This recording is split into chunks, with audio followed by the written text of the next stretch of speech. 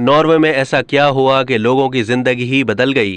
Global warming के नतीजे में होने वाली माहौलियाती तब्दीली की पाकिस्तान में सैलाब की सूरत में तबाही पूरी दुनिया देख चुकी है, जिससे सबक सीखने पर माहौलियाती तब्दीली में मुस्बत बेहतरी लाने का सोचा तो जा रहा है, लेकिन क्या ऐसा मुमकिन हो सकेगा?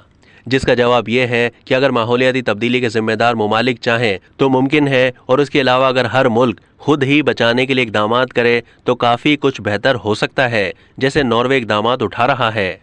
नॉर्वे हुकूमत ने बिजली पर चलने वाली कारें मुतारिफ कराईं, लेकिन कुछ असबाब की वजह से कोई भी शहरी वो खरीदने को तैयार नहीं था, तो हुकूमत ने कुछ ऐसा कर दिया कि इलेक्ट्रिक कारें धड़ाधड़ फरोख्त होने लगीं।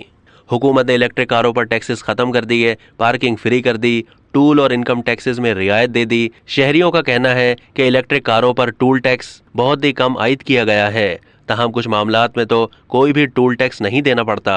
यहाँ तक कि हुकूमत ने इलेक्ट्रिक कारें रखने वालों को ये सहूलत भी दी है कि ट्रैफिक जाम होने की सूरत में वो बस लेन से भी ट्रैफिक से निकल सकते हैं।